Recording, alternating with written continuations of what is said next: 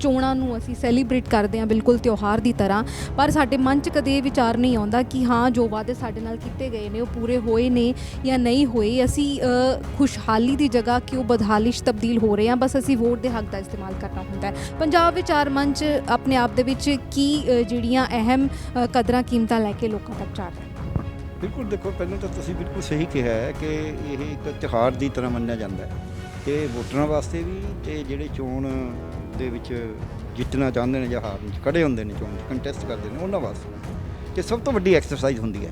Audi ਵੱਡੀ exercise ਕੋਈ even ਇੱਕ ਸਿੰਗਲ ਤਿਉਹਾਰ ਵੀ ਨਹੀਂ ਹੁੰਦਾ, ਕਿਉਂਕਿ ਇਹ ਸਾਰੀਆਂ ਕਮਿਊਨਿਟੀ ਕਰਦੀਆਂ ਨੇ, ਉਹ ਫਿਰ ਤਿਉਹਾਰ ਆਪਦੇ ਕਮਿਊਨਿਟੀਆਂ ਹੁੰਦੇ। ਪਰ ਇਹਦੇ ਵਿੱਚ ਅੱਜ ਤੱਕ ਜੋ ਹੁੰਦਾ ਆਇਆ, ਹੁਣ ਪਿਛਲੇ 30 ਸਾਲ ਤੋਂ ਉਦੋਂ ਪਹਿਲਾਂ ਹੁੰਦਾ ਸੀ ਠੀਕ, ਪਿਛਲੇ 30 ਸਾਲ 'ਚ ਕੁਝ ਬਦਲਾਅ ਐਸਾ ਆਇਆ, ਦੋ ਗੱਲਾਂ ਹੋਣ ਲੱਗ ਗਈਆਂ। ਇੱਕ ਤਾਂ ਇਹਦੇ ਵੀ ਤੁਹਾਨੂੰ ਆਹ ਦੇ ਦਾਂਗੇ, ਆਹ ਦੇ ਦਾਂਗੇ, ਆਹ ਦੇ ਦਾਂਗੇ। ਦੂਜਾ ਉਹਦੇ 'ਚ ਚਿਹਰੇ ਕੌਣ, ਬਾਦਲ, ਸੁਖਬੀਰ ਬਾਦਲ, ਜਾਂ ਫਿਰ ਭਗਵੰਤ ਮਾਨ, ਜਾਂ ਫਿਰ ਆਪ 'ਚ ਕੋਈ ਹੋਰ ਆਗੂ, ਜਾਂ ਫਿਰ ਕਾਂਗਰਸ ਦਾ ਕੈਪਟਨ। ਮਤਲਬ ਇਸ ਤਰੀਕੇ ਨਾਲ ਵਾਅਦਿਆਂ ਦੀ ਜਿਹੜੀ ਹੈ, ਚਿਹਰਿਆਂ ਦੀ ਰਾਜਨੀਤੀ, ਪਾਰਟੀਆਂ ਵੀ ਪਿੱਛੇ ਰਹਿ ਗਈਆਂ। ਅੱਗੇ ਪਾਰਟੀਆਂ ਦੀ ਹੁੰਦੀ ਸੀ, ਜਦ ਕਿ ਰਾਜਨੀਤੀ ਲੋਕਾਂ ਦੀ ਚਾਹੀਦੀ। ਅੱਜ ਸਾਡਾ ਦੇਸ਼ ਕੀ ਕਰ ਰਿਹਾ? ਇੱਕ ਵੋਟ, ਇੱਕ ਨੋਟ, ਇੱਕ ਕਾਨੂੰਨ, ਇੱਕ ਸੱਭਿਆਚਾਰ, ਇੱਕ ਬੋਲੀ, ਇੱਕ ਸਿੱਖਿਆ, ਇੱਕ ਸਿਹਤ, ਇੱਕ ਕਾਰਡ, ਇੱਕ ਪਛਾਣ। ਇਹ ਗਲਤ ਹੈ। ਇਹ ਇੱਕ ਨਹੀਂ ਹੋ ਸਕਦਾ। ਇਹ ਵੱਖਰਾ ਵੱਖਰਾ ਵੱਖਰੀ ਰਹੇਗਾ। ਸਿਆਣਪ ਇਸੇ ਗੱਲ 'ਚ ਹੈ ਕਿ ਵੱਖਰਾ ਵੱਖਰਾ ਇਕੱਠਾ ਕਿਵੇਂ ਰਹੇਗਾ। ਜੇ ਉਹ ਸੂਬਿਆਂ ਕੋਲ ਅਧਿਕਾਰ ਰਹਿਣਗੇ ਤਾਂ ਸੂਬੇ ਆਪਣਾ ਐਕਸਰਸਾਈਜ਼ ਕਰ ਲੈਣਗੇ ਕੰਮ। ਜੇ ਉਹ ਨਹੀਂ ਰਹਿਣਗੇ, ਹੁਣ ਸਾਰੇ ਅਧਿਕਾਰ ਕੇਂਦਰ ਖੋਹੀ ਜਾ ਰਹੇ ਆ। ਹੁਣ ਕੋਆਪਰੇਟਿਵ ਸੈਂਟਰ 'ਤੇ ਵੀ ਬਿੱਲ ਆ ਰਿਹਾ, ਬਿਜਲੀ ਡਿਸਟਰੀਬਿਊਸ਼ਨ 'ਤੇ ਵੀ ਆ ਰਿਹਾ। ਸੋ ਜੇ ਕੇਂਦਰ ਨੇ ਸਾਰੇ ਅਧਿਕਾਰ ਆਪਦੇ ਹੱਥ 'ਚ ਕਰ ਲਏ, ਫਿਰ ਸੂਬੇ ਤਾਂ ਕੋਈ ਕੰਮ ਹੀ ਨਹੀਂ ਕਰ ਸਕਣਗੇ। ਅਤੇ ਸੂਬਿਆਂ ਦੀ ਤਾਂ ਆਪਦੀਆਂ ਲੋੜਾਂ ਨੇ, ਉਹਨੇ ਦੇਖਣਾ ਵੀ ਕੌਣ ਗਰੀਬ ਹੈ, ਕੌਣ ਅਮੀਰ ਹੈ, ਕਿਹਨੂੰ ਕਿਹੜੀ ਚੀਜ਼ ਚਾਹੀਦੀ ਹੈ, ਕੌਣ ਦਰਿਆ ਦੇ ਕੰਢੇ ਰਹਿੰਦਾ ਹੈ, ਕੌਣ ਬਾਰਡਰ ਏਰੀਏ 'ਤੇ ਰਹਿੰਦਾ ਹੈ। ਹੁਣ ਸਾਡੇ ਤਾਂ ਇੰਟਰਨੈਸ਼ਨਲ ਬਾਰਡਰ ਹੈ ਇੰਨੀ ਜ਼ਿਆਦਾ, ਪਰ ਯੂਪੀ ਨਾਲ ਤਾਂ ਇੰਟਰਨੈਸ਼ਨਲ ਬਾਰਡਰ ਨਹੀਂ ਨਾ, ਉਹ ਹੋਰ ਤਰ੍ਹਾਂ ਕਰਨਗੇ।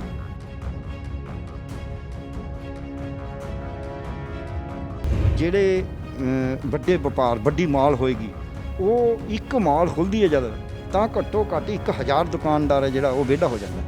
ਠੀਕ ਹੈ, ਮਾਲ ਦੇ ਉੱਤੇ ਸਾਨੂੰ ਲੱਗਦਾ ਵੀ ਇੰਨੇ ਕੁ ਬੰਦੇ ਲੱਗੇ, ਉਹਨਾਂ ਨੂੰ 4 ਪੈਸੇ ਵੀ ਵੱਧ ਮਿਲ ਜਾਣਗੇ, ਸਮਾਨ ਉੱਥੇ ਚਿਣਿਆ ਹੋਊ। ਪਰ ਜਿਹੜਾ 1000 ਦੁਕਾਨਦਾਰ ਵਿਹਲਾ ਹੋ ਗਿਆ, ਉਹ ਰੋਟੀ ਕਿੱਥੋਂ ਖਾਏਗਾ? ਜਦੋਂ ਅਸੀਂ ਕਿਸੇ ਨੂੰ ਵੋਟ ਦਿੰਦੇ ਹਾਂ ਤੇ ਐਕਸਪੈਕਟੇਸ਼ਨ ਇਹ ਹੁੰਦੀ ਹੈ ਕਿ ਸਾਡੇ ਕੰਮ ਕੀਤੇ ਜਾਣਗੇ, ਪਰ ਵੋਟਸ ਤੋਂ ਬਾਅਦ ਜਦੋਂ ਸਰਕਾਰਾਂ ਬਣਦੀਆਂ ਨੇ ਤਾਂ 5 ਸਾਲ ਸਾਨੂੰ ਕੰਮਾਂ ਦੀ ਬਜਾਏ ਦੁਰਕਾਰਿਆ ਜਾਂਦਾ ਹੈ। ਕਮੀ ਕਿੱਥੇ ਲੱਗਦੀ ਹੈ? ਇਹ 30 ਸਾਲ ਤੋਂ ਕਾਰਪੋਰੇਟ ਆਉਣਾ ਸ਼ੁਰੂ ਹੋਇਆ।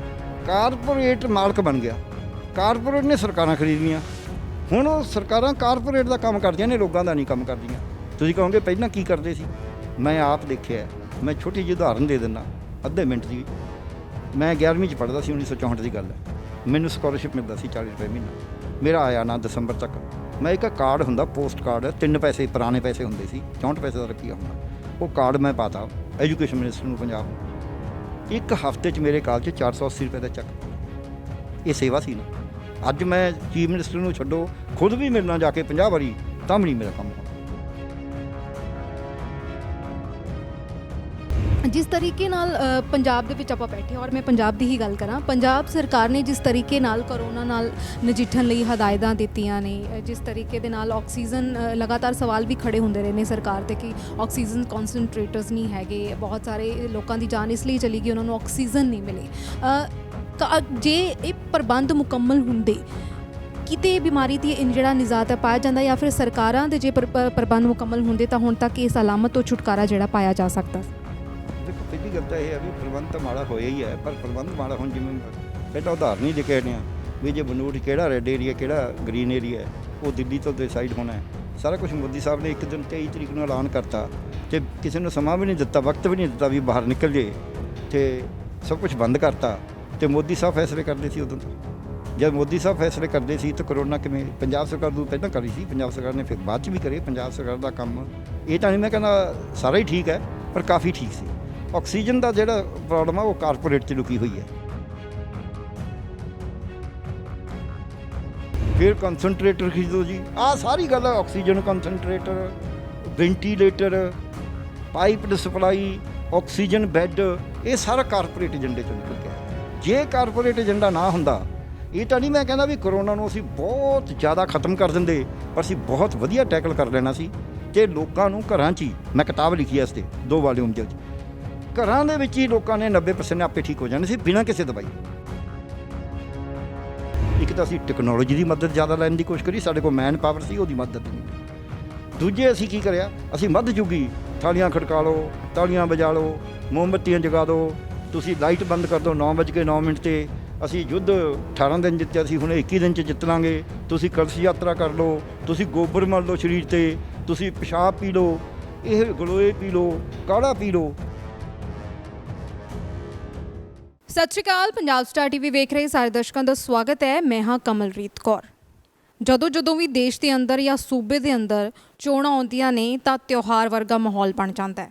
ਜਿਹੜੇ ਵੋਟ ਦੇਣ ਵਾਲੇ ਨੇ ਉਹ ਵੀ ਤਿਉਹਾਰਾਂ ਦੀ ਤਰ੍ਹਾਂ ਜਿਹੜੀ ਚੋਣ ਪ੍ਰਣਾਲੀ ਹੈ ਉਸ ਨੂੰ ਸੈਲੀਬ੍ਰੇਟ ਕਰਦੇ ਨੇ ਤੇ ਲੀਡਰ ਵੀ ਬਿਲਕੁਲ ਜਿਹੜੀ ਤਿਉਹਾਰਾਂ ਦੀ ਤਰ੍ਹਾਂ ਮੰਨਦੇ ਨੇ, ਕਿਉਂਕਿ ਉਹਨਾਂ ਦੇ ਲਈ ਇਹ ਚੋਣ ਪ੍ਰਣਾਲੀ ਬੇਹੱਦ ਅਹਿਮ ਹੁੰਦੀ ਹੈ, ਜਿਸ ਦੇ ਰਾਹੀਂ ਉਹਨਾਂ ਨੇ ਚੁਣ ਕੇ ਦੇਸ਼ ਦੀ ਲੋਕ ਸਭਾ ਜਾਂ ਵਿਧਾਨ ਸਭਾ, ਸੂਬੇ ਦੀ ਵਿਧਾਨ ਸਭਾ ਦੇ ਵਿੱਚ ਜਾਣਾ ਹੁੰਦਾ ਹੈ। ਤੇ ਉਸ ਤੋਂ ਪਹਿਲਾਂ ਇੱਕ ਵੱਡਾ ਚੋਣ ਮੈਨੀਫੈਸਟੋ ਤਿਆਰ ਕੀਤਾ ਜਾਂਦਾ ਹੈ, ਜਿਸ ਦੇ ਵਿੱਚ ਵਾਅਦਿਆਂ ਦੀ ਝੜੀ ਲਗਾਈ ਜਾਂਦੀ ਹੈ। ਪਰ 5 ਸਾਲ ਬੀਤ ਜਾਂਦੇ ਨੇ, ਉਹ ਚੋਣ ਮੈਨੀਫੈਸਟੋ ਮਹਿਜ਼ ਇੱਕ ਪੱਤਰ ਬਣ ਕੇ ਰਹਿ ਜਾਂਦਾ ਹੈ ਤੇ ਉਹ ਵਾਅਦੇ ਸਿਰਫ ਝੂਠੇ ਲਾਰੇ ਬਣ ਕੇ ਰਹਿ ਜਾਂਦੇ ਨੇ ਤੇ ਹਕੀਕਤ ਤੋਂ ਕਿਤੇ ਪਰੇ ਹੁੰਦੇ ਨੇ। ਉਸ ਤੋਂ ਬਾਅਦ ਫਿਰ 5 ਸਾਲ ਦਾ ਸਮਾਂ ਆਉਂਦਾ ਹੈ ਤੇ ਚੋਣ ਪ੍ਰਕਿਰਿਆ, ਚੋਣ ਪ੍ਰਣਾਲੀ ਜਿਹੜੀ ਹੈ ਉਹ ਸ਼ੁਰੂ ਹੁੰਦੀ ਹੈ ਤੇ ਅਸੀਂ ਫਿਰ ਆਪਣੀ ਵੋਟ ਦਾ ਹੱਕ ਦਾ ਇਸਤੇਮਾਲ ਕਰਨ ਦੇ ਲਈ ਬਨ ਫੱਬ ਕੇ ਤਿਉਹਾਰ ਦੀ ਤਰ੍ਹਾਂ ਜਿਹੜਾ ਜਿਸ ਤਰ੍ਹਾਂ ਤਿਉਹਾਰ ਮਨਾਉਂਦੇ ਆ ਉਸੇ ਤਰ੍ਹਾਂ ਚੋਣਾਂ ਵਾਲੇ ਦਿਨ ਬਨ ਫੱਬ ਕੇ ਜਾ ਕੇ ਆਪਣੀ ਵੋਟ ਦਾ ਇਸਤੇਮਾਲ ਕਰ ਦਿੰਦੇ ਆ ਬਿਨਾਂ ਕੁਝ ਸੋਚੇ ਸਮਝੇ। ਤੇ ਚੋਣ ਮੈਨੀਫੈਸਟੋ ਦੇ ਕੀਤੇ ਹੋਏ ਵਾਅਦੇ ਵੀ ਸਾਨੂੰ ਭੁੱਲ ਜਾਂਦੇ ਨੇ।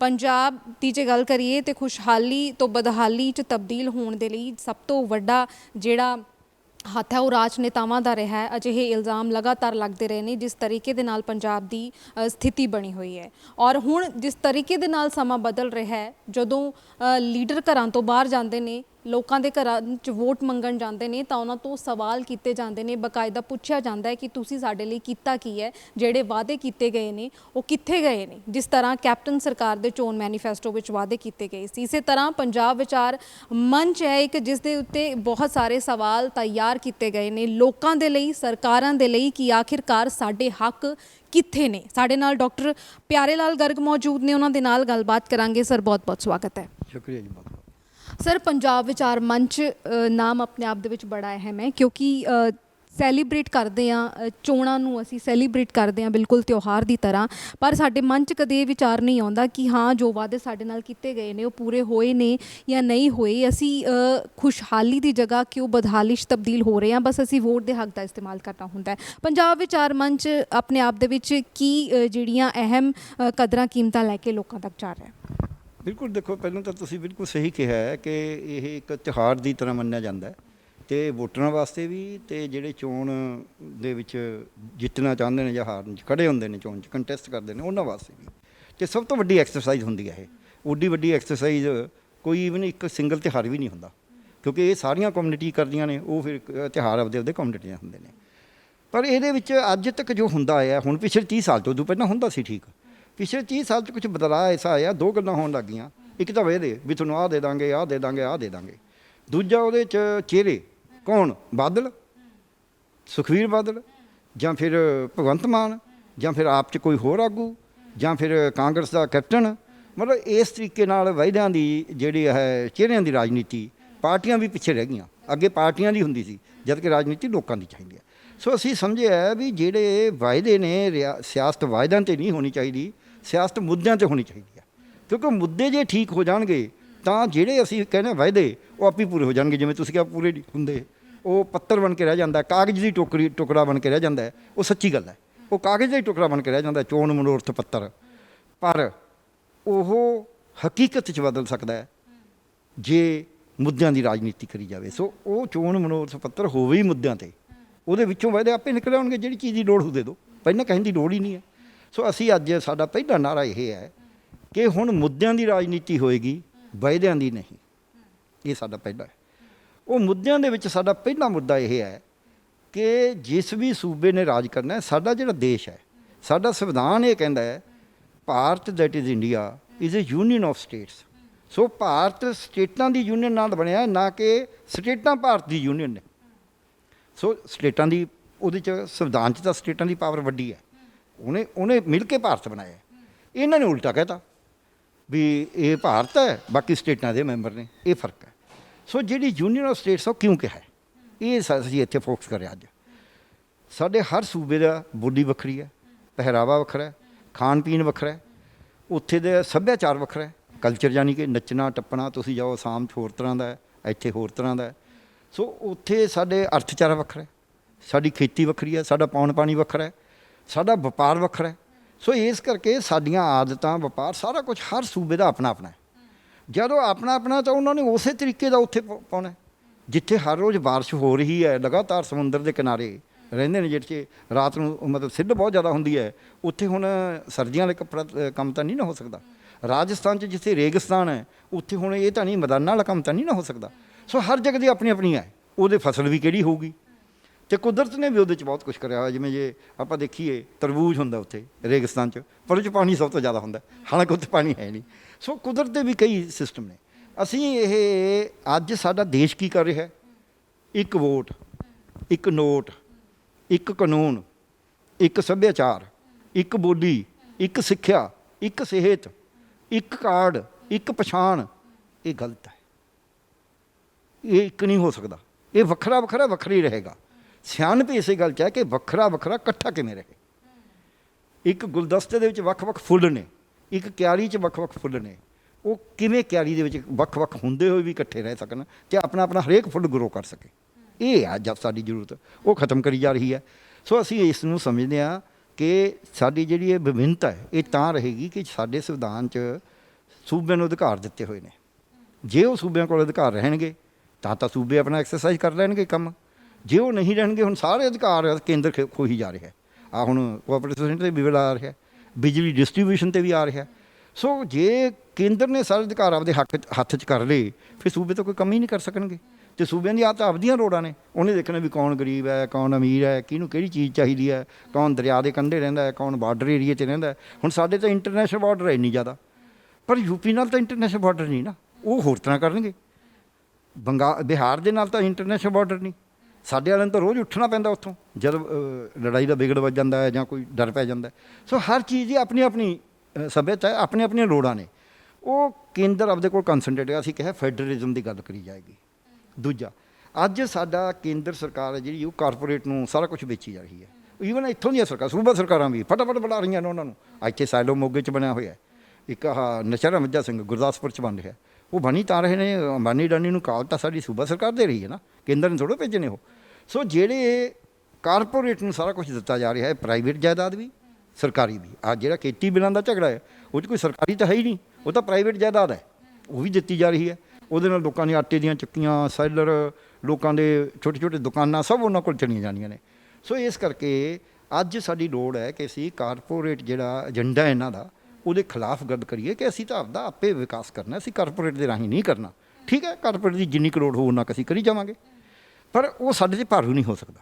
ਇਸੇ ਤਰ੍ਹਾਂ ਹੀ ਸਾਡਾ ਸੰਵਿਧਾਨ ਸਾਨੂੰ ਕਹਿੰਦਾ ਹੈ, ਆਰਟੀਕਲ 21 ਧਾਰਾ 21। ਜਿਸ ਤਰ੍ਹਾਂ ਕਾਰਪੋਰੇਟ ਘਰਾਣਿਆਂ ਦਾ ਜ਼ਿਕਰ ਬਾਰ-ਬਾਰ ਕੀਤਾ ਜਾ ਰਿਹਾ ਹੈ, ਖੇਤੀ ਕਾਨੂੰਨਾਂ ਦੇ ਰੋਜ਼ ਦੇ ਵਿੱਚ ਵੀ ਖਾਸ ਤੌਰ ਤੇ ਕਾਰਪੋਰੇਟ ਘਰਾਣਿਆਂ ਨੂੰ ਟਾਰਗੇਟ ਕੀਤਾ ਜਾ ਰਿਹਾ ਹੈ। ਤੇ ਜਦੋਂ ਬੀਜੇਪੀ ਬੁਲਾਰਿਆਂ ਦੇ ਨਾਲ ਗੱਲਬਾਤ ਕੀਤੀ ਜਾਂਦੀ ਹੈ ਜਾਂ ਆਲੋਚਕਾਂ ਦੇ ਨਾਲ ਗੱਲਬਾਤ ਕੀਤੀ ਜਾਂਦੀ ਹੈ, ਤਾਂ ਉਹਨਾਂ ਦਾ ਸਾਫ਼ ਤੌਰ ਤੇ ਇੱਕ ਜਵਾਬ ਹੁੰਦਾ ਹੈ। ਇਹ ਗੱਲ ਮੈਂ ਇਸ ਲਈ ਕਲੀਅਰ ਕਰਨਾ ਚਾਹੁੰਦੀ ਹਾਂ ਕਿ ਉਹਨਾਂ ਦਾ ਇਹ ਹਵਾਲਾ ਹੁੰਦਾ ਹੈ ਕਿ ਕਾਰਪੋਰੇਟ ਘਰਾਣੇ ਜੇ ਆਉਣਗੇ ਤਾਂ ਰੁਜ਼ਗਾਰ ਜਿਹੜਾ ਹੈ ਉਹ ਵਧੇਗਾ, ਤੇ ਰੁਜ਼ਗਾਰ ਹਰੇਕ ਜਿਹੜਾ ਸੂਬਾ ਹੈ ਜਾਂ ਹਰੇਕ ਜਿਹੜਾ ਦੇਸ਼ ਹੈ ਉਸ ਦੀ ਲੋੜ ਹੈ, ਕਿਉਂਕਿ ਜਿਸ ਤਰੀਕੇ ਨਾਲ ਅਨਐਮਪਲੋਇਮੈਂਟ ਪੰਜਾਬ 'ਚ ਹੈ, ਦੇਸ਼ ਦੇ ਵਿੱਚ ਹੈ, ਉਸ ਤਰੀਕੇ ਨਾਲ ਉਸ ਨੂੰ ਨਜਿੱਠਣ ਦੇ ਲਈ ਜਿਹੜਾ ਸਰਕਾਰ ਹੈ ਇਹ ਸਭ ਕਰ ਰਹੀ ਹੈ। ਇਹ ਗੱਲ ਕਲੀਅਰ ਕਰਨੀ ਬਹੁਤ ਜ਼ਰੂਰੀ ਬਣਦੀ ਹੈ।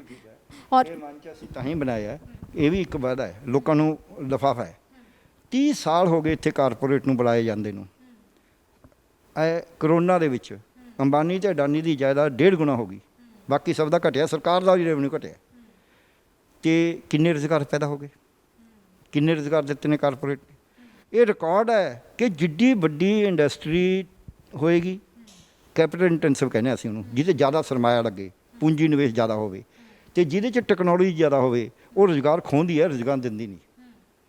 ਇਸੇ ਤਰ੍ਹਾਂ ਹੀ ਜਿਹੜੇ ਵੱਡੇ ਵਪਾਰ, ਵੱਡੀ ਮਾਲ ਹੋਏਗੀ, ਉਹ ਇੱਕ ਮਾਲ ਖੁੱਲ੍ਹਦੀ ਹੈ ਜਦ, ਤਾਂ ਘੱਟੋ ਘੱਟ 1000 ਦੁਕਾਨਦਾਰ ਹੈ ਜਿਹੜਾ ਉਹ ਵਿਹਲਾ ਹੋ ਜਾਂਦਾ। ਠੀਕ ਹੈ, ਮਾਲ ਦੇ ਉੱਤੇ ਸਾਨੂੰ ਲੱਗਦਾ ਵੀ ਇੰਨੇ ਕੁ ਬੰਦੇ ਲੱਗ ਗਏ, ਉਹਨਾਂ ਨੂੰ 4 ਪੈਸੇ ਵੀ ਵੱਧ ਮਿਲ ਜਾਣਗੇ, ਸਮਾਨ ਉੱਥੇ ਚਿਣਿਆ ਹੋਊ, ਪਰ ਜਿਹੜਾ 1000 ਦੁਕਾਨਦਾਰ ਵਿਹਲਾ ਹੋ ਗਿਆ, ਉਹ ਰੋਟੀ ਕਿੱਥੋਂ ਖਾਏਗਾ। ਆ ਪੁਲ ਬਣਦੇ ਨੇ, ਛੱਡੋ ਤੁਸੀਂ ਛੋਟਾ ਜਿਹਾ ਇੱਕ ਗੱਲ, ਇਹ ਕਾਰਪੋਰੇਟ ਕਰਕੇ ਬਣ ਰਹੇ ਨੇ, ਕੋਈ ਲੋਕਾਂ ਵਾਸਤੇ ਨਹੀਂ ਬਣ ਰਹੇ। ਸੰਤ ਰਾਮ ਉਦਾਸੀ ਦਾ ਇੱਕ ਗੀਤ ਹੈ, ਕਹਿੰਦਾ ਤੇਰਾ ਸਾਈਕਲ ਤਾਂ ਨੇ ਢੀਚੂ ਢੀਚੂ ਕਰਦਾ, ਸੜਕਾਂ ਬਣੀਆਂ ਸਸਤਾ ਮਾਲ ਢੋਣ ਨੂੰ। ਉਹ ਸੱਚੀ ਮੁੱਚੀ ਹੀ ਹੈ। ਆ ਕੁਰਾਲੀ 'ਚ ਪੁਲ ਬਣਿਆ, ਤੁਹਾਡੇ ਸਾਹਮਣੇ ਜਾ ਕੇ ਦੇਖ ਲਓ। ਆ ਖਰੜ ਦੇ ਵਿੱਚ ਬਣਿਆ, ਤੁਸੀਂ ਦੇਖੋ ਕਿ ਕਿੰਨੀਆਂ ਦੁਕਾਨਾਂ ਦਾ ਵਪਾਰ ਘਟ ਗਿਆ, ਕਿਉਂਕਿ ਬੰਦਾ ਕਹਿੰਦਾ ਉੱਥੋਂ ਦੀ ਜਾਊ ਕਿਉਂ, ਉਹ ਕਹਿੰਦਾ ਯਾਰ ਇੱਧਰੋਂ ਹੀ ਲੈ ਲਓ। ਸੋ ਉਹ ਜਿਹੜੀਆਂ ਦੁਕਾਨਾਂ ਦਾ ਵਪਾਰ ਘਟ ਗਿਆ, ਉਹ ਤਾਂ ਭੁੱਖੇ ਮਰਨ ਲੱਗ ਗਏ। ਇੱਦਾਂ ਹੀ ਜਿਹੜੇ ਨੌਜਵਾਨਾਂ 'ਚ ਸਾਡਾ ਬੇਰੁਜ਼ਗਾਰ ਹੈ, ਠੀਕ ਹੈ, ਉਹ ਕਹਿੰਦੇ ਨੇ ਜੀ ਅਸੀਂ ਤਾਂ ਜੀ ਟੈਕਨੋਲੋਜੀ ਰਾਹੀਂ ਇੰਨਾ ਦੇਤਾ। ਪੜ੍ਹੇ ਲਿਖੇ BA MA ਸਾਡੇ ਇੰਨੇ ਵਿਹਲੇ ਕਿਉਂ ਨੇ? ਜੇ ਕਾਰਪੋਰੇਟ ਰੁਜ਼ਗਾਰ ਪੈਦਾ ਕਰਦਾ ਸੀ ਤਾਂ ਫਿਰ ਮਿਲ ਜਾਣਾ ਚਾਹੀਦਾ ਸੀ। ਅੱਗੇ ਤਾਂ ਕਹਿੰਦੇ ਜੀ ਅਨਪੜ੍ਹ ਨੇ ਤਾਂ ਨਹੀਂ ਮਿਲਦਾ, ਹੁਣ ਤਾਂ ਪੜ੍ਹੇ ਲਿਖੇ ਹੈਗੇ ਨੇ, PhD ਹੈਗੇ ਨੇ, ਫਿਰ ਉਹਨਾਂ ਨੂੰ ਮਿਲਦਾ ਕਿਉਂ ਨਹੀਂ ਰੁਜ਼ਗਾਰ? ਸੋ ਇਹ ਸਾਰਾ ਇੱਕ ਹੋਕਸ ਹੈ, ਕਿਉਂਕਿ BJP ਇੱਕ ਢੰਡੋਰਾ ਫਿਰਦੀ ਹੈ, ਜਿਵੇਂ ਉਹ ਤਾਂ ਬਿਨਾਂ 'ਤੇ ਵੀ ਬਹੁਤ ਕੁਛ ਕਹਿ ਰਹੀ ਹੈ ਵੀ ਇਹ ਬੜੇ ਚੰਗੇ ਨੇ ਜੀ, ਬੜੇ ਕੰਮ ਦੇ ਨੇ। ਇਹ ਸਾਰਾ ਝੂਠ ਬੋਲ ਰਹੇ ਨੇ, ਗੁੰਮਰਾਹ ਕਰ ਰਹੇ ਨੇ ਲੋਕਾਂ ਨੂੰ। ਇਹ ਗਲਤ ਬਿਆਨੀ ਹੈ। ਸਰ ਇੱਕ ਮੈਂ ਜਾਣਨਾ ਚਾਹਾਂਗੀ ਕਿ ਇੱਕ ਨਾ ਪੜ੍ਹਿਆ ਔਰ ਸੁਣਿਆ ਜਾਂਦਾ ਹੈ ਕਿ ਸਰਕਾਰ ਜਿਹੜੀ ਆ ਲੋਕਾਂ ਦੀ ਨੌਕਰ ਹੁੰਦੀ ਹੈ, ਯਾਨੀ ਕਿ ਜਨਤਾ ਦੀ ਨੌਕਰ ਹੁੰਦੀ ਹੈ, ਪਰ ਇੱਥੇ ਉਲਟ ਹੋ ਰਿਹਾ ਹੈ ਕਿ ਜਨਤਾ ਜਿਹੜੀ ਵੋਟ ਦੇ ਕੇ ਆਪਣੀਆਂ ਸਰਕਾਰਾਂ ਚੁਣ ਕੇ ਖੁਦ ਜਿਹੜੀ ਆ ਸਰਕਾਰਾਂ ਦੀ ਨੌਕਰ ਬਣੀ ਹੋਈ ਆ। ਇਹ ਕਮੀ ਕਿੱਥੇ ਲੱਗਦੀ ਹੈ? ਇਹ ਬਹੁਤ ਵੱਡਾ ਜੇ ਕਹੀਏ ਬਹੁਤ ਵੱਡੀ ਗੱਲ ਹੁੰਦੀ ਹੈ, ਕਿਉਂਕਿ ਜਦੋਂ ਅਸੀਂ ਕਿਸੇ ਨੂੰ ਵੋਟ ਦਿੰਦੇ ਹਾਂ ਤਾਂ ਐਕਸਪੈਕਟੇਸ਼ਨ ਇਹ ਹੁੰਦੀ ਹੈ ਕਿ ਸਾਡੇ ਕੰਮ ਕੀਤੇ ਜਾਣਗੇ, ਪਰ ਵੋਟਸ ਤੋਂ ਬਾਅਦ ਜਦੋਂ ਸਰਕਾਰਾਂ ਬਣਦੀਆਂ ਨੇ ਤਾਂ 5 ਸਾਲ ਸਾਨੂੰ ਕੰਮਾਂ ਦੀ ਬਜਾਏ ਦੁਰਕਾਰਿਆ ਜਾਂਦਾ ਹੈ। ਕਮੀ ਕਿੱਥੇ ਲੱਗਦੀ ਹੈ? ਬਿਲਕੁਲ ਠੀਕ ਹੈ ਤੁਸੀਂ। ਪਹਿਲਾ ਜਿਹੜਾ ਸਵਾਲ ਸੀ ਉਹਦੇ 'ਚ ਦਾ ਜਵਾਬ ਹੈ। ਇਹ 30 ਸਾਲ ਤੋਂ ਕਾਰਪੋਰੇਟ ਆਉਣਾ ਸ਼ੁਰੂ ਹੋਇਆ, ਕਾਰਪੋਰੇਟ ਮਾਲਕ ਬਣ ਗਿਆ, ਕਾਰਪੋਰੇਟ ਨੇ ਸਰਕਾਰਾਂ ਖਰੀਦ ਲਈਆਂ। ਹੁਣ ਉਹ ਸਰਕਾਰਾਂ ਕਾਰਪੋਰੇਟ ਦਾ ਕੰਮ ਕਰਦੀਆਂ ਨੇ, ਲੋਕਾਂ ਦਾ ਨਹੀਂ ਕੰਮ ਕਰਦੀਆਂ। ਤੁਸੀਂ ਕਹੋਗੇ ਪਹਿਲਾਂ ਕੀ ਕਰਦੇ ਸੀ? ਮੈਂ ਆਪ ਦੇਖਿਆ। ਮੈਂ ਛੋਟੀ ਜਿਹੀ ਉਦਾਹਰਨ ਦੇ ਦਿੰਦਾ, ਅੱਧੇ ਮਿੰਟ ਦੀ। ਮੈਂ 11ਵੀਂ 'ਚ ਪੜ੍ਹਦਾ ਸੀ, 1964 ਦੀ ਗੱਲ ਹੈ। ਮੈਨੂੰ ਸਕਾਲਰਸ਼ਿਪ ਮਿਲਦਾ ਸੀ 40 ਰੁਪਏ ਮਹੀਨਾ। ਮੇਰਾ ਆਇਆ ਨਾ ਦਸੰਬਰ ਤੱਕ। ਮੈਂ ਇੱਕ ਕਾਰਡ ਹੁੰਦਾ, ਪੋਸਟ ਕਾਰਡ, 3 ਪੈਸੇ ਪੁਰਾਣੇ ਪੈਸੇ ਹੁੰਦੇ ਸੀ, 64 ਪੈਸੇ ਦਾ ਰੁਪਈਆ ਹੁੰਦਾ। ਉਹ ਕਾਰਡ ਮੈਂ ਪਾਤਾ ਐਜੂਕੇਸ਼ਨ ਮਿਨਿਸਟਰ ਨੂੰ, ਪੰਜਾਬ ਨੂੰ। ਇੱਕ ਹਫ਼ਤੇ 'ਚ ਮੇਰੇ ਕਾਲ 'ਚ 480 ਰੁਪਏ ਦਾ ਚੈੱਕ ਪਹੁੰਚ ਗਿਆ। ਇਹ ਸੇਵਾ ਸੀ ਨਾ। ਅੱਜ ਮੈਂ ਚੀਫ ਮਿਨਿਸਟਰ ਨੂੰ ਛੱਡੋ, ਖੁਦ ਵੀ ਮੇਰੇ ਨਾਲ ਜਾ ਕੇ 50 ਵਾਰੀ, ਤਾਂ ਵੀ ਨਹੀਂ ਮੇਰਾ ਕੰਮ ਹੋਣਾ। ਸੋ ਇਹ ਸਰਕਾਰਾਂ ਹੈਗੀਆਂ ਸੀ। ਮੈਂ ਨੌਕਰੀ ਜੁਆਇਨ ਕਰੀ, ਮੈਨੂੰ 4 ਮਹੀਨੇ ਤਨਖਾਹ ਨਾ ਮਿਲੀ। ਮੈਂ ਰਿਮੋਟ ਪਿੰਡ 'ਚ ਬੈਠਾ ਸੀ, ਉਹ ਸਿਰੇ ਦਾ ਸਾਰਾ ਲਾਸਟ ਪਿੰਡ ਹੈ ਪੰਜਾਬ ਦਾ, ਸਰਸੇ ਦੇ ਕੋਲੇ ਸੰਘਾ ਪਿੰਡ ਹੈ, ਡਿੰਗ ਰੋਡ ਦੇ ਸਾਹਮਣੇ। ਅਤੇ ਮੈਂ ਇਹਨੂੰ 4 ਮਹੀਨੇ ਦਾ ਮੈਂ ਚਿੱਠੀ ਲਿਖਤੀ ਗਿਆਨੀ ਜੈਲ ਸਿੰਘ ਨੂੰ, ਚੀਫ ਮਿਨਿਸਟਰ ਸੀਗੇ, ਵੀ ਮੈਨੂੰ ਤਨਖਾਹ ਨਹੀਂ ਮਿਲੀ। ਜੇ ਹੁਣ ਤਨਖਾਹ ਨਾ ਮਿਲੀ ਮੈਂ ਤਾਂ ਪ੍ਰੈਕਟਿਸ ਕਰਨ ਲੱਗ ਜੂੰਗਾ, ਅਤੇ ਮੁੜ ਕੇ ਤੁਸੀਂ ਜਿੰਨੀ ਮਰਜ਼ੀ ਤਨਖਾਹ ਦੇਈ ਜਾਓ। ਜਦ ਮੈਂ ਇੱਕ ਵਾਰੀ ਆਪਦਾ ਬੇਈਮਾਨੀ ਕਰਨੀ ਲੱਗ ਗਿਆ, ਫਿਰ ਮੈਂ ਕਿੱਥੋਂ ਇਮਾਨਦਾਰ ਬਣ ਜਾਣਾ? ਅਤੇ ਮੈਨੂੰ ਇੱਕ ਹਫ਼ਤੇ 'ਚ ਇੱਕ ਚਿੱਠੀ ਆਉਂਦੀ ਹੁੰਦੀ ਸਾਨੂੰ ਵੀ ਤੁਸੀਂ ਤਨਖਾਹ ਲੈ ਸਕਦੇ ਹੋ ਆਪਦੀ। ਉਹ ਚਿੱਠੀ ਆ ਗਈ ਅਤੇ ਮੈਂ ਆਪਦਾ ਬਿੱਲ ਬਣਾਇਆ, ਮਾਨਸਾ ਟਰੀ 'ਚ ਗਿਆ, ਤਨਖਾਹ ਕਢਾ ਲਈ। ਉਦੋਂ ਬਾਅਦ ਸਰਕਾਰ ਦੀ ਇੱਕ ਚਿੱਠੀ ਆਈ। ਸਰਕਾਰ ਅਤੇ ਮੈਂ ਸਿਆਸਤ 'ਚ ਫਰਕ ਦੱਸਦਾ। ਸਰਕਾਰ ਦੀ ਚਿੱਠੀ ਆ ਗਈ, ਤੁਸੀਂ ਗਜ਼ਟਡ ਅਫਸਰ ਹੋ, ਤੁਸੀਂ ਮੁੱਖ ਮੰਤਰੀ ਨੂੰ ਸਿੱਧੀ ਚਿੱਠੀ ਲਿਖੀ ਹੈ, ਅੱਗੇ ਤੋਂ ਤੁਹਾਨੂੰ ਸਲਾਹ ਦਿੱਤੀ ਜਾਂਦੀ ਕਿ ਸਿੱਧੀ ਚਿੱਠੀ ਨਾ ਲਿਖੋ। ਮੈਂ ਟੋਟੇ ਕਰੇ 50 ਤੇ ਸਿੱਧਾ ਟੋਕਰੀ ਵੀ ਵੇਖੂ, ਇਹ ਤਾਂ ਸੋਚੋ ਵੀ ਲਿਖੀ ਕਿਉਂ। ਇਹ ਸੀ ਜ਼ਿੰਮੇਵਾਰੀ ਸਰਕਾਰ ਦੀ। ਇਹ 2 ਐਗਜ਼ਾਮਪਲਾਂ ਦਿੱਤੀਆਂ ਨੇ। ਔਰ ਮੈਂ ਉੱਥੇ ਕਿਤੇ ਨਹੀਂ ਦੱਸਿਆ ਮੈਂ ਕੌਣ ਆ, ਨਾ ਉਹ ਮੈਨੂੰ ਜਾਣਦੇ ਨੇ। ਇੱਕ ਸਟੂਡੈਂਟ ਪਿੰਡ ਦਾ, ਮੈਂ ਪਿੰਡ 'ਚ ਰਹਿਣ ਵਾਲਾ ਸੀ, ਪਿੰਡ ਦਾ ਸਟੂਡੈਂਟ ਇੱਕ 1964 ਦੇ ਵਿੱਚ ਚਿੱਠੀ ਲਿਖਦਾ ਮੰਤਰੀ ਨੂੰ, ਅਤੇ ਉਹਦਾ ਸਕਾਲਰਸ਼ਿਪ ਕਾਲ 'ਚ ਪਹੁੰਚ ਜਾਂਦਾ ਹਫ਼ਤੇ 'ਚ। ਇਹ ਜ਼ਿੰਮੇਵਾਰੀ ਸੀ। ਇਹ 30 ਸਾਲਾਂ 'ਚ ਕਾਰਪੋਰੇਟ ਨੇ, ਕਿਉਂਕਿ ਸਾਡੇ ਸਾਰੇ ਘਰਾਂ MLA MPਆਂ ਨੂੰ, ਮੈਜੋਰਟੀ ਪਾਰਟੀਆਂ ਨੂੰ ਉਹਨੇ ਆਪਦੇ ਕਬਜ਼ੇ 'ਚ ਕਰਿਆ ਹੋਇਆ। ਇਸ ਕਰਕੇ ਉਹ ਉਹਦੇ ਛਾਨੀ ਭਰਨਗੇ। ਕਹਿੰਦੇ ਜਿਹਦੇ ਖਾਵਾਂ ਬਾਜਰੀ ਉਸੇ ਦੀ ਭਰਾਂ ਹਾਜ਼ਰੀ, ਜਿੱਥੇ ਦੇਖਾਂ ਤਵਾ ਪਰਾਂਤ ਉੱਥੇ ਗਾਵਾਂ ਦਿਨ ਤੇ ਰਾਤ। ਇਹ ਉਹਨਾਂ ਦਾ ਤਵਾ ਪਰਾਂਤ ਦੇਖਦੇ ਨੇ, ਇਸ ਕਰਕੇ ਉਹਨਾਂ ਦੀ ਭਰਦੇ ਨੇ। ਇਸੇ ਕਰਕੇ ਫਰਕ ਕਿੱਥੇ ਹੈ? ਅੱਜ ਜਿਹੜਾ ਤੁਸੀਂ ਸਵਾਲ ਕਰ, ਬੜਾ ਜਾਇਜ਼ ਸਵਾਲ ਹੈ। ਅੱਜ ਸਾਡਾ ਪ੍ਰਧਾਨ ਮੰਤਰੀ 10 ਲੱਖ ਦਾ ਕੋਟ ਪਾਉਂਦਾ ਹੈ। ਮੈਂ ਕਿਸੇ ਪ੍ਰਧਾਨ ਮੰਤਰੀ ਨੂੰ, ਕਿਸੇ ਮੁੱਖ ਮੰਤਰੀ ਨੂੰ ਇੰਨਾ ਮਹਿੰਗਾ ਕੋਟ ਪਾਉਂਦੇ ਨਹੀਂ ਸੁਣਿਆ। ਅੱਜ ਜਿਹੜੇ ਸਾਡੇ ਰਾਸ਼ਟਰਪਿਤਾ ਸੀ ਉਹ ਤਾਂ ਰਹਿੰਦੀ ਇੱਕ ਧੋਤੀ ਸੀਗੇ। ਅੱਜ ਸਾਡਾ ਪ੍ਰਧਾਨ ਮੰਤਰੀ 8000 ਕਰੋੜ ਦੇ ਹਵਾਈ ਜਹਾਜ਼ 'ਚ ਚੜ੍ਹਦਾ ਹੈ। ਅੱਜ ਸਾਡਾ ਪ੍ਰਧਾਨ ਮੰਤਰੀ 23000 ਕਰੋੜ ਦਾ ਵਿਸਤਾ ਪ੍ਰੋਜੈਕਟ ਬਣਾ ਰਿਹਾ ਆਪਦਾ ਮਹਿਲ। ਅਸੀਂ ਤਾਂ ਕਦੇ ਸੁਣਿਆ ਨਹੀਂ ਸੀ ਇਹੋ ਜਿਹਾ। ਮਹਾਤਮਾ ਗਾਂਧੀ ਨੂੰ ਇੱਕ ਛੋਟੀ ਜਿਹੀ ਉਦਾਹਰਨ ਦੇ ਦਿੰਦਾ ਵੀ ਫ਼ਰਕ ਕੀ ਹੁੰਦਾ। ਮਹਾਤਮਾ ਗਾਂਧੀ ਗੋਲਮੇਜ ਕਾਨਫਰੰਸ 'ਚ ਗਏ, ਉੱਥੇ ਇੰਗਲੈਂਡ ਦੇ ਰਾਜੇ ਨੇ ਕਿਹਾ ਵੀ ਮਿਸਟਰ ਗਾਂਧੀ ਤੁਸੀਂ ਇਹ ਧੋਤੀ ਸਮੇਤ ਨਾਲ ਹੀ ਆ ਗਏ, ਕੋਈ ਤੁਹਾਨੂੰ ਪਤਾ ਸੀ ਵੀ ਇੱਥੇ ਆਉਣਾ ਹੈ ਅਤੇ ਕੋਈ ਕੱਪੜੇ ਪਾ ਕੇ ਆਉਂਦੇ? ਗਾਂਧੀ ਜੀ ਦਾ ਜਵਾਬ ਸੁਣ ਲਓ ਕੀ ਸੀ। ਕਹਿੰਦੇ ਹਾਂ ਮੈਂ ਕੱਪੜੇ ਪਾ ਸਕਦਾ, ਪਰ ਮੇਰੇ ਤੋਂ ਪਹਿਲਾਂ 9 ਭਾਰਤੀ ਹੋਰ ਨੰਗੇ ਫਿਰਦੇ ਨੇ, ਉਹਨਾਂ ਨੂੰ ਕੱਪੜੇ ਮਿਲਣਗੇ ਤਾਂ ਮੈਨੂੰ ਮਿਲਣਗੇ। ਉਹ ਕਹਿੰਦਾ ਉਹ ਕਿਵੇਂ? ਕਹਿੰਦਾ 10 ਦੇ ਤੈਅ ਪਾ ਰੱਖੇ ਨੇ। ਜੇ ਇੱਕ ਪਾਸੇ ਸਾਡਾ ਨੇਤਾ ਉਹਨੂੰ ਕਹਿ ਰਿਹਾ ਵੀ ਤੂੰ 10 ਬੰਦਿਆਂ ਦੇ ਕੱਪੜੇ ਪਾ ਰੱਖੇ ਨੇ, ਇੱਥੇ ਤਾਂ 10 ਲੱਖ ਦਾ ਕੋਟ ਤਾਂ ਪਤਾ ਨਹੀਂ ਕਿੰਨੇ ਬੰਦਿਆਂ ਦੇ ਕੱਪੜੇ ਬਣਦੇ ਨੇ। ਸੋ ਇਹ ਫਰਕ ਹੈ। ਸੋ ਸਹੀ ਕਿਹਾ ਤੁਸੀਂ। ਅੱਜ ਸਾਡੀਆਂ ਸਰਕਾਰਾਂ ਕਾਰਪੋਰੇਟ ਦੀਆਂ ਜਰ ਖਰੀਦ ਬਣਦੀਆਂ ਜਾ ਰਹੀਆਂ ਨੇ, ਸੂਬਾ ਸਰਕਾਰਾਂ ਵੀ, ਤੇ ਉਤਲੀਆਂ ਵੀ। ਜਿੰਨਾ ਚਿਰ ਕਾਰਪੋਰੇਟ ਦੀਆਂ ਜਰ ਖਰੀਦ ਹੋਣਗੀਆਂ ਉਹ ਲੋਕਾਂ ਦਾ ਕੰਮ ਨਹੀਂ ਕਰਨਗੀਆਂ। ਲੋਕਾਂ ਦੇ ਸੇਵਕ ਤਾਂ ਉਹ ਬਹਾਨਾ ਲਾਉਣਗੇ ਵੀ ਅਸੀਂ ਸੇਵਕਾਂ, ਸੇਵਕ ਕੋਈ ਨਹੀਂ, ਮਾਲਕ ਬਣਨ ਦੀ ਕੋਸ਼ਿਸ਼ ਕਰਨਗੇ। ਸਰ ਤੁਸੀਂ ਨਾ ਲੰਬਾ ਜਿਹੜਾ ਤਜਰਬਾ ਰੱਖਦੇ ਹੋ ਮੈਡੀਕਲ ਦਾ, ਡਾਕਟਰੀ ਦਾ, ਤੇ ਮੈਂ ਇੱਕ ਜਾਨਣਾ ਚਾਹਾਂਗੀ ਕਿ ਕਰੋਨਾ ਦੀ ਅਲਾਮਤ ਨੇ ਸਾਨੂੰ ਸਭ ਨੂੰ ਉਲਝਾਇਆ ਹੋਇਆ। 2 ਸਾਲ ਹੋ ਚੁੱਕੇ ਨੇ, ਹਾਲਾਂਕਿ ਥੋੜਾ ਫਰਕ ਜ਼ਰੂਰ ਪਿਆ ਹੈ, ਪਰ ਇਹ ਨਹੀਂ ਕਿ ਜੜ ਤੋਂ ਇਹ ਬਿਮਾਰੀ ਜਿਹੜੀ ਹੈ ਚਲੀ ਗਈ ਹੈ। ਇਸ ਦੌਰਾਨ ਬਹੁਤ ਸਾਰੀਆਂ ਜਾਨਾਂ ਜਿਹੜੀਆਂ ਨੇ ਜਹਾਨੋਂ ਰੁਖਸਤ ਹੋਈਆਂ ਨੇ। ਬਹੁਤ ਸਾਰੇ ਲੋਕ ਅੱਜ ਵੀ ICU ਦੇ ਵਿੱਚ ਜ਼ਿੰਦਗੀ ਤੇ ਮੌਤ ਦੀ ਲੜਾਈ ਲੜ ਰਹੇ ਨੇ, ਔਰ ਵੈਕਸੀਨ ਦੇ ਨਾਮ ਦੇ ਉੱਤੇ ਵੀ ਬੜੀ ਵੱਡੀ ਜਿਹੜੀ ਸਿਆਸਤ ਹੈ ਉਹ ਹੋਈ ਹੈ। ਜਿਸ ਤਰੀਕੇ ਨਾਲ ਪੰਜਾਬ ਦੇ ਵਿੱਚ ਆਪਾਂ ਬੈਠੇ, ਔਰ ਮੈਂ ਪੰਜਾਬ ਦੀ ਹੀ ਗੱਲ ਕਰਾਂ, ਪੰਜਾਬ ਸਰਕਾਰ ਨੇ ਜਿਸ ਤਰੀਕੇ ਨਾਲ ਕਰੋਨਾ ਨਾਲ ਨਜਿੱਠਣ ਲਈ ਹਦਾਇਤਾਂ ਦਿੱਤੀਆਂ ਨੇ, ਜਿਸ ਤਰੀਕੇ ਦੇ ਨਾਲ ਆਕਸੀਜਨ ਲਗਾਤਾਰ ਸਵਾਲ ਵੀ ਖੜੇ ਹੁੰਦੇ ਰਹੇ ਨੇ ਸਰਕਾਰ ਤੇ ਕਿ ਆਕਸੀਜਨ ਕਨਸੈਂਟਰੇਟਰਸ ਨਹੀਂ ਹੈਗੇ, ਬਹੁਤ ਸਾਰੇ ਲੋਕਾਂ ਦੀ ਜਾਨ ਇਸ ਲਈ ਚਲੀ ਗਈ ਉਹਨਾਂ ਨੂੰ ਆਕਸੀਜਨ ਨਹੀਂ ਮਿਲੇ। ਜੇ ਇਹ ਪ੍ਰਬੰਧ ਮੁਕੰਮਲ ਹੁੰਦੇ, ਕਿਤੇ ਬਿਮਾਰੀ ਦੀ ਜਿਹੜਾ ਨਿਜਾਤ ਹੈ ਪਾਇਆ ਜਾਂਦਾ, ਜਾਂ ਫਿਰ ਸਰਕਾਰਾਂ ਦੇ ਜੇ ਪ੍ਰਬੰਧ ਮੁਕੰਮਲ ਹੁੰਦੇ ਤਾਂ ਹੁਣ ਤੱਕ ਇਸ ਅਲਾਮਤ ਤੋਂ ਛੁਟਕਾਰਾ ਜਿਹੜਾ ਪਾਇਆ ਜਾ ਸਕਦਾ ਸੀ। ਦੇਖੋ, ਪਹਿਲੀ ਗੱਲ ਤਾਂ ਇਹ ਹੈ ਵੀ ਪ੍ਰਬੰਧ ਤਾਂ ਮਾੜਾ ਹੋਇਆ ਹੀ ਹੈ, ਪਰ ਪ੍ਰਬੰਧ ਮਾੜਾ ਹੁਣ ਜਿਵੇਂ ਪਹਿਲਾਂ ਉਦਾਹਰਨ ਹੀ ਦੇ ਕੇ ਆਏ ਵੀ ਜੇ ਬਨੂੜ ਕਿਹੜਾ ਰੈੱਡ ਏਰੀਆ ਕਿਹੜਾ ਗ੍ਰੀਨ ਏਰੀਆ ਹੈ, ਉਹ ਦਿੱਲੀ ਤੋਂ ਡਿਸਾਈਡ ਹੋਣਾ ਹੈ ਸਾਰਾ ਕੁਝ। ਮੋਦੀ ਸਾਹਿਬ ਨੇ ਇੱਕ ਦਿਨ 23 ਤਰੀਕ ਨੂੰ ਐਲਾਨ ਕਰਤਾ ਅਤੇ ਕਿਸੇ ਨੂੰ ਸਮਾਂ ਵੀ ਨਹੀਂ ਦਿੱਤਾ, ਵਕਤ ਵੀ ਨਹੀਂ ਦਿੱਤਾ ਵੀ ਬਾਹਰ ਨਿਕਲ ਜੇ, ਅਤੇ ਸਭ ਕੁਝ ਬੰਦ ਕਰਤਾ। ਅਤੇ ਮੋਦੀ ਸਾਹਿਬ ਫੈਸਲੇ ਕਰਦੇ ਸੀ ਉਦੋਂ ਤਾਂ। ਜਦ ਮੋਦੀ ਸਾਹਿਬ ਫੈਸਲੇ ਕਰਦੇ ਸੀ ਤਾਂ ਕਰੋਨਾ ਕਿਵੇਂ, ਪੰਜਾਬ ਸਰਕਾਰ ਤੋਂ ਪਹਿਲਾਂ ਕਰੀ ਸੀ, ਪੰਜਾਬ ਸਰਕਾਰ ਨੇ ਫਿਰ ਬਾਅਦ 'ਚ ਵੀ ਕਰੇ। ਪੰਜਾਬ ਸਰਕਾਰ ਦਾ ਕੰਮ ਇਹ ਤਾਂ ਨਹੀਂ ਮੈਂ ਕਹਿੰਦਾ ਸਾਰਾ ਹੀ ਠੀਕ ਹੈ, ਪਰ ਕਾਫੀ ਠੀਕ ਸੀ। ਆਕਸੀਜਨ ਦਾ ਜਿਹੜਾ ਪ੍ਰੋਬਲਮ ਆ ਉਹ ਕਾਰਪੋਰੇਟ 'ਚ ਲੁਕੀ ਹੋਈ ਹੈ। ਕਿਵੇਂ? ਅਸੀਂ ਨੀਤੀ ਤੈਅ ਕਰਾਉਂਦਾ ਕਾਰਪੋਰੇਟ ਸਾਡਾ, ਉਹਨੇ ਕਹਿਤਾ ਆਕਸੀਜਨ ਬੈੱਡ। ਤੁਸੀਂ ਜ਼ਰੂਰ ਸੁਣਿਆ ਹੋ, ਤੁਸੀਂ ਮੀਡੀਆ ਵਾਲੇ ਤਾਂ ਜ਼ਿਆਦਾ ਤੇਜ਼ ਹੁੰਦੇ ਹੋ, ਕਿ ਜੇ ਇੰਨੇ ਆਕਸੀਜਨ ਬੈੱਡ ਨੇ। ਹੁਣ ਆਕਸੀਜਨ ਬੈੱਡ ਦੀ ਡੈਫੀਨੇਸ਼ਨ ਕੀ ਹੈ? ਪਾਈਪਡ ਆਕਸੀਜਨ ਸਪਲਾਈ। ਪਾਈਪਡ ਆਕਸੀਜਨ ਸਪਲਾਈ ਬਹੁਤ ਮਹਿੰਗੀ ਪੈਂਦੀ ਹੈ, ਕਿਉਂਕਿ ਇੱਕ ਹਸਪਤਾਲ ਵਾਸਤੇ ਤੁਹਾਨੂੰ ਪੂਰਾ ਸੈਂਟਰ ਸਿਸਟਮ ਬਣਾਉਣਾ ਪੈਂਦਾ। ਹਰ ਉਹ ਜਿਵੇਂ ਆਪਾਂ ਘਰਾਂ 'ਚ ਗੈਸ ਆਉਂਦੀ ਹੈ, ਗੈਸ ਤਾਂ ਇੱਕ ਰਸੋਈ 'ਚ ਆਉਣੀ ਹੁੰਦੀ ਹੈ, ਹਰੇਕ ਕਮਰੇ 'ਚ ਜਾਣੀ ਹੋਵੇ ਫਿਰ ਤਾਂ ਬਹੁਤ ਮਹਿੰਗਾ ਪਏਗਾ। ਸੋ ਕਿੱਥੇ ਇੱਕ ਸਿਲੰਡਰ ਹੈ ਚੱਕ ਕੇ ਲਾ ਦੇਣਾ। ਅਸੀਂ ਮੈਡੀਕਲ ਕਾਲਜ, ਮੈਂ ਅਨੈਸਥੀਸੀਆ ਡਿਪਾਰਟਮੈਂਟ 'ਚ ਰਿਹਾ, ਅਸੀਂ ਉੱਥੇ ਸਿਲੰਡਰ ਨਾਲ ਬੇਹੋਸ਼ ਕਰਦੇ ਰਹੇ ਮਰੀਜ਼ਾਂ ਨੂੰ। ਅਤੇ ਹੁਣ ਇਹ ਪਾਈਪ ਦਾ ਸਵਾਲ ਕਰਤਾ। ਜਦ ਪਾਈਪ ਦਾ ਸਵਾਲ ਕਰਤਾ ਮਹਿੰਗਾ ਹੋ ਗਿਆ, ਮਹਿੰਗਾ ਹੋ ਗਿਆ ਅਤੇ ਦੂਜੇ ਨੂੰ ਸਿਲੰਡਰ ਇਹਨਾਂ ਨੇ ਖਰੀਦੇ ਨਹੀਂ, ਉਹ ਪਾਈਪ ਦੇ ਲੱਗੇ ਰਹੇ। ਸਾਡੇ ਕੋਲ ਇੰਨੇ ਆਕਸੀਜਨ ਬੈੱਡ ਨੇ, ਇੰਨੇ ਆਕਸੀਜਨ ਬੈੱਡ ਕਰਨਾ ਕੀ ਹੈ ਤੁਸੀਂ? ਤੁਹਾਡੇ ਕੋਲ ਪ੍ਰਾਇਮਰੀ ਹੈਲਥ ਸੈਂਟਰ ਨੇ 516, ਉੱਥੇ ਆਕਸੀਜਨ ਦੇ ਸਿਲੰਡਰ ਰੱਖ ਦਿਓ। ਜੇ ਕੋਈ ਮਰੀਜ਼ ਆਊਗਾ ਉੱਥੇ ਭਾਵੇਂ ਬਾਹਰ ਨਿੰਮ ਥੱਲੇ ਮੰਜੀ ਡਾ ਕੇ ਉਹਨੂੰ ਆਕਸੀਜਨ ਲਾ ਦਿਓ। ਆਕਸੀਜਨ ਲਾਉਣ ਤਾਂ ਕੋਈ ਔਖੀ ਨਹੀਂ ਸੀ। ਇੱਦਾਂ ਹੀ 150 ਤੁਹਾਡੇ ਕੋਲ ਕਮਿਊਨਿਟੀ ਹੈਲਥ ਸੈਂਟਰ ਹੈ, 4 ਉੱਥੇ ਸਪੈਸ਼ਲਿਸਟ ਨੇ, ਅਤੇ ਉੱਥੇ 30 ਬੈੱਡ ਦਾ ਹਸਪਤਾਲ ਹੈ। ਉੱਥੇ ਕੀ ਔਖਾ ਸੀ ਆਕਸੀਜਨ ਆਉਣੀ? ਲੋਕਾਂ ਨੂੰ ਘਰ ਦੇ ਨੇੜੇ ਲੱਗ ਜਾਣੀ ਸੀ। ਉਹ ਕਿਉਂਕਿ ਸਿਲੰਡਰ ਨਹੀਂ ਖਰੀਦੇ, ਫਿਰ ਕੰਸਨਟਰੇਟਰ ਖਰੀਦੋ ਜੀ। ਆਹ ਸਾਰੀ ਗੱਲ oxygen concentrator, ventilator, piped supply, oxygen bed, ਇਹ ਸਾਰਾ ਕਾਰਪੋਰੇਟ ਏਜੰਡੇ 'ਚੋਂ ਨਿਕਲ ਕੇ ਆਇਆ। ਜੇ ਕਾਰਪੋਰੇਟ ਏਜੰਡਾ ਨਾ ਹੁੰਦਾ, ਇਹ ਤਾਂ ਨਹੀਂ ਮੈਂ ਕਹਿੰਦਾ ਵੀ ਕਰੋਨਾ ਨੂੰ ਅਸੀਂ ਬਹੁਤ ਜ਼ਿਆਦਾ ਖਤਮ ਕਰ ਦਿੰਦੇ, ਪਰ ਅਸੀਂ ਬਹੁਤ ਵਧੀਆ ਟੈਕਲ ਕਰ ਲੈਣਾ ਸੀ। ਅਤੇ ਲੋਕਾਂ ਨੂੰ ਘਰਾਂ 'ਚ ਹੀ, ਮੈਂ ਕਿਤਾਬ ਲਿਖੀ ਹੈ ਇਸ 'ਤੇ 2 ਵਾਲੀਅਮ ਦੇ ਵਿੱਚ, ਘਰਾਂ ਦੇ ਵਿੱਚ ਹੀ ਲੋਕਾਂ ਨੇ 90% ਆਪੇ ਠੀਕ ਹੋ ਜਾਣੇ ਸੀ ਬਿਨਾਂ ਕਿਸੇ ਦਵਾਈ ਦੇ, ਕਿਉਂਕਿ ਆਪੇ ਸੈਲਫ ਲਿਮਿਟਿੰਗ ਹੈ। ਵੱਧ ਤੋਂ ਵੱਧ ਪੈਰਾਸੀਟਾਮੋਲ ਲੈ ਕੇ ਉਹਨੂੰ ਮਰਨ ਦੇ ਪਾਸੇ ਨਹੀਂ ਜਾਣਾ ਪੈਣਾ ਸੀ। ਮਰਨ ਦੇ ਪਾਸੇ ਤਾਂ ਗਿਆ ਕਿ ਅਸੀਂ ਉਸ ਨੂੰ ਉਸ ਤਰ੍ਹਾਂ ਐਡਵਾਈਜ਼ ਹੀ ਨਹੀਂ ਕਰਿਆ, ਕਿਉਂਕਿ ਅਸੀਂ ਤਾਂ ਕਾਰਪੋਰੇਟ ਵਾਲੇ ਐਪ ਲੈ ਲਓ ਜੀ, ਆਰੋਗਿਆ ਐਪ ਪਾਓ ਜੀ। ਸੋ ਅਸੀਂ ਪੁੱਠੇ ਪਾਸੇ ਗਏ ਹਾਂ। 2 ਕੰਮ, ਇੱਕ ਤਾਂ ਅਸੀਂ ਟੈਕਨੋਲੋਜੀ ਦੀ ਮਦਦ ਜ਼ਿਆਦਾ ਲੈਣ ਦੀ ਕੋਸ਼ਿਸ਼ ਕਰੀ, ਸਾਡੇ ਕੋਲ ਮੈਨ ਪਾਵਰ ਸੀ, ਉਹਦੀ ਮਦਦ ਨਹੀਂ ਲਈ। ਦੂਜੇ ਅਸੀਂ ਕੀ ਕਰਿਆ, ਅਸੀਂ ਮੱਧ ਜੁਗੀ ਥਾਲੀਆਂ ਖੜਕਾ ਲਓ, ਤਾਲੀਆਂ ਵਜਾ ਲਓ, ਮੋਮਬੱਤੀਆਂ ਜਗਾ ਦਿਓ, ਤੁਸੀਂ ਲਾਈਟ ਬੰਦ ਕਰ ਦਿਓ 9:09 'ਤੇ।